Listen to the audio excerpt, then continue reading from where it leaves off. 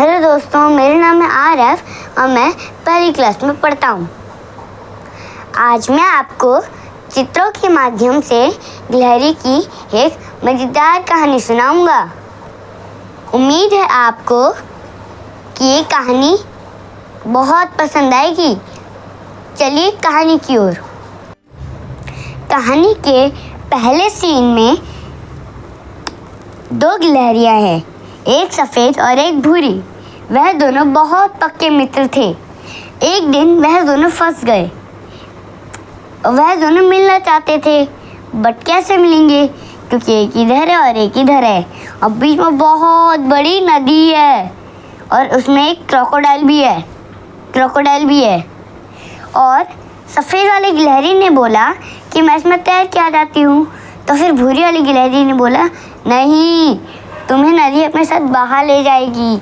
और क्रोकोडाइल भी इंतज़ार कर रहा था कि कब आए, मैं इसको कब खाऊं।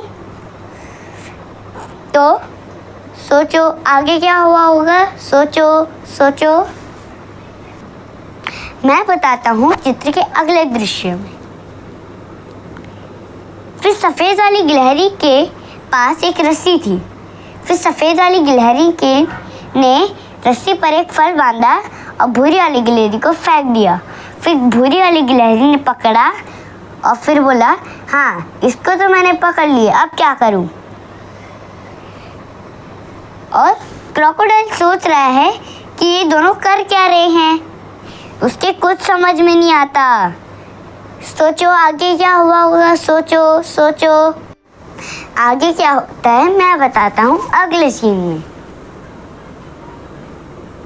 भूरी वाली गिलहरी के पास रस्सी तो आ गई, पर उसको ये नहीं पता इसका करूँ क्या। तो फिर सफ़ेद वाली गिलहरी ने बताया कि तुम इसको अपनी तरफ वाली पेड़ की टहनी पर बांध दो। तो फिर उसने ऐसा ही किया और इधर सफ़ेद वाली गिलहरी अपनी तरफ वाली पेड़ की टहनी पर भी बांध दी है। और क्रोकोडाइल सोच रहा है कि ये कब नदी में कूदे और मैं कब इसको खाऊं। और इधर भूरी वाली गिलहरी को भी कुछ समझ में नहीं आ रहा कि सफ़ेद वाली गिलहरी कर क्या रही है। सोचो, आपको पता है सफ़ेद वाली गिलहरी क्या करना चाह रही है, बताओ। सोचो। चलिए मैं बताता हूँ अगले सीन में सफ़ेद वाली गिलहरी के पास एक कपड़ा था। उसने उस कपड़े को रस्सी पर रखी और सुई से भूरी वाली गिलहरी के पास आ गई। अब वह दोनों गले लगे और नाचने लगे। अब बेचारा क्रोकोडाइल सोचता ही रह गया।